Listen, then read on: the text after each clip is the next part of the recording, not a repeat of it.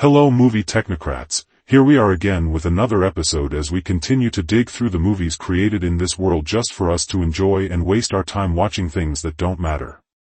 So to sum this up,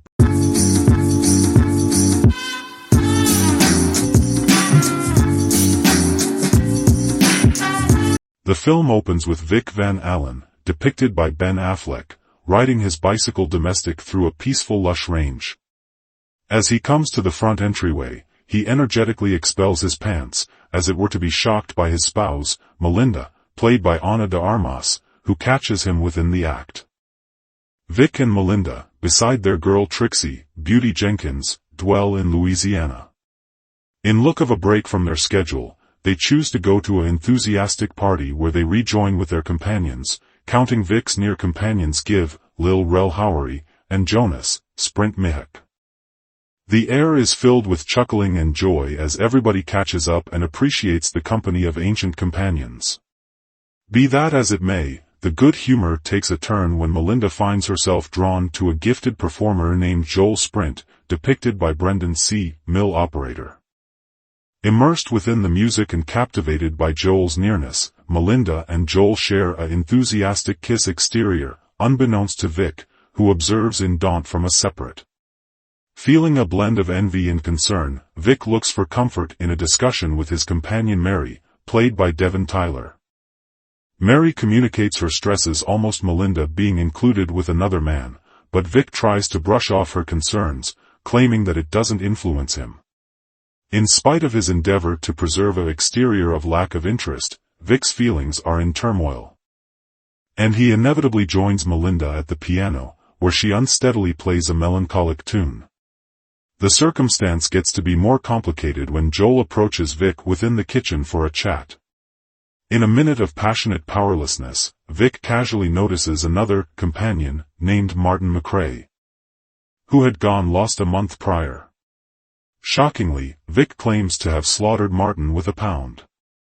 In any case, Joel confuses Vic's words, taking them as a risk coordinated towards himself. Word of Vic's joke almost murdering Martin spreads all through the neighborhood, fueling hypothesis and making a discuss of doubt around him. Vic, in an endeavor to clarify his eagerly, demands that he never meant to debilitate Joel. What Vic's companions and neighbors are unconscious of is the unusual course of action he and Melinda have. They have an understanding that there's no door cleared out in their marriage, so Vic permits Melinda to lock in other connections as long as she doesn't take off him and Trixie. In any case, the circumstance gets to be progressively complicated with Joel's inescapable move, inciting Melinda to welcome him over for supper in an exertion to resolve the pressure between Vic and Joel. The supper turns out to be unbalanced, taking off Vic and Melinda battling to discover common ground. After putting Trixie to bed, Melinda trusts in Vic, uncovering that she doesn't like Joel. The couple's relationship is advanced tried when they go to a party and experience another couple, wherein Kelly Wilson, Tracy Letts and Kristen Connolly, where an creator is mindful of the rumors encompassing Vic and Martin's vanishing and brings it up amid their discussion. Afterward within the evening, Vic moves with Kelly, lighting a start of envy in Melinda, eventually driving them to look for comfort in each other through an energetic experience. In the midst of the turmoil in their relationship, Vic gets a phone call amid one of Trixie's soccer games. The call uncovers an installment made by Melinda to a piano educator named Charlie Delisle, Jacob Elordi. Fueled by doubt, Vic chooses to take after Charlie, inevitably finding himself in a relax where Charlie performs. Watching Charlie's energetic charm, Vic starts to suspect that Melinda is seeing Charlie behind his back. That night, news breaks that Martin's body has been found with a discharge wound to the head, with pressures running tall. Vic and Melinda go to a pool party facilitated by Jonas, where Charlie is additionally in participation. Melinda presents Charlie to Vic as her piano instructor, uninformed of their past experiences. As the night advances, Vic closely watches Melinda and Charlie getting to be closer within the pool. Afterward, as rain powers everybody interior, Vic enters the room to witness Melinda blaming him of suffocating Charlie. In spite of Vic's dissent, the allegation waits, and the police address the party visitors. Melinda works with Ware to enlist a private examiner named David Riciliani, Joel R. Martinez, to track Vic's exercises, but Vic rapidly gets to be mindful of their scheme and confronts Ware at his domestic, uncovering their arrange before Kelly and their girl. The mounting pressures thrust Vic to his limits. Watching Melinda rekindling her relationship with her college boyfriend, Tony Cameron, Finn Whitrock, Vic approaches Tony and baits him into the woods beneath the pretense of appearing him something. In a fit of seethe and franticness, Vic tosses a shake at Tony, causing him to bumble and drop down a cliff, resulting in his passing. Vic at that point endeavors to conceal Tony's body within the water, trusting to dispose of the proof. Days afterward, Vic takes Melinda and Trixie on a outing within the same woods where Tony's body lies covered up. Uneasiness builds inside Vic as Trixie about lurches upon Tony's remains.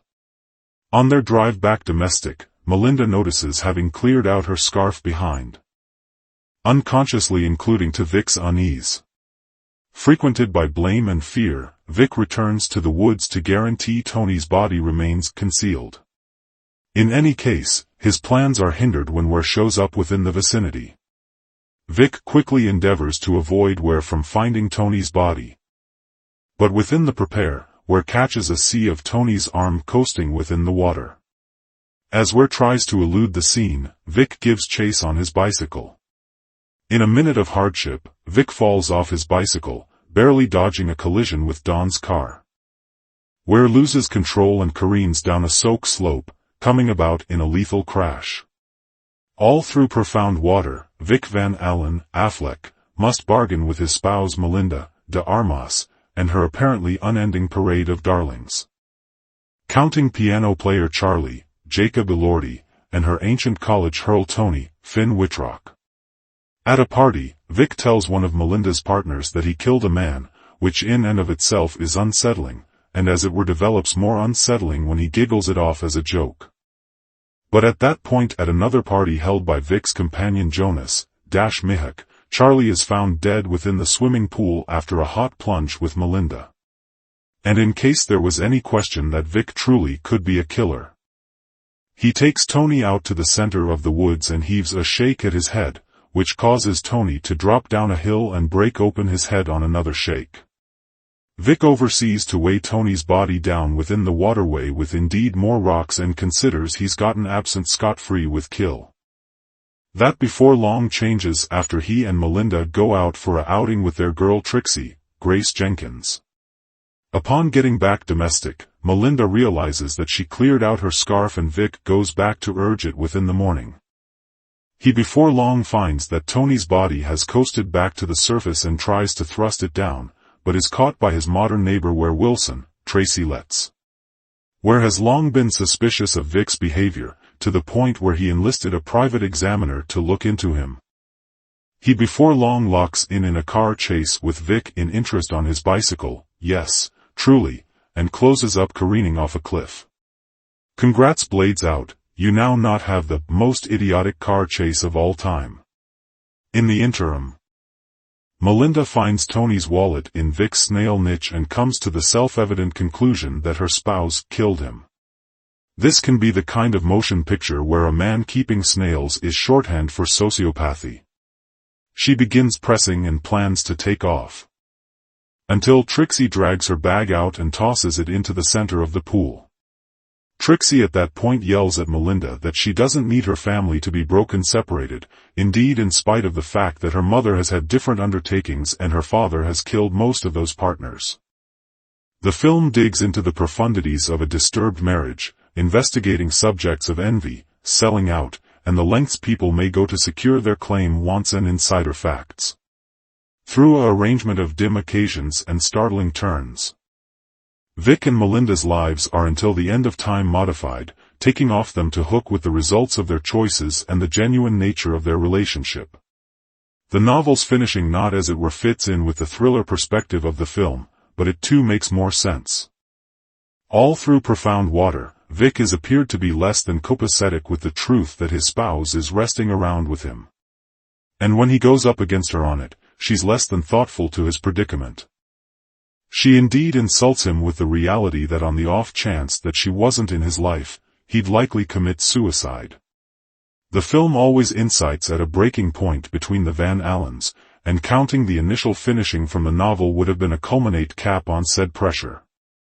Instead, the film closes with an astounding car chase and two individuals mysteriously choosing to remain together in spite of the truth that one's a cold-blooded killer and the other's a serial miscreant. And on the off chance that that wasn't abnormal sufficient. The conclusion credits highlight Trixie singing along to Leo Sayers' "You Make Me Feel Like Moving." It's a confusing choice in a motion picture full of confusing choices, and another imply that Trixie may have acquired her parents' hang-ups. She moreover accurately pins Charlie's kill on her father, who says that it'll be their small mystery. Child rearing. Did you guys enjoy this movie? Hit that like button and subscribe for more videos. We do this every now and then. So make sure you're always up to it every time we post new semi-erotic movies for you to enjoy. Don't forget our channel named Movie Technocrats and share it to your friends and watch the funny scenes together and make some memories with each other. Till next time, Technocrats. See you.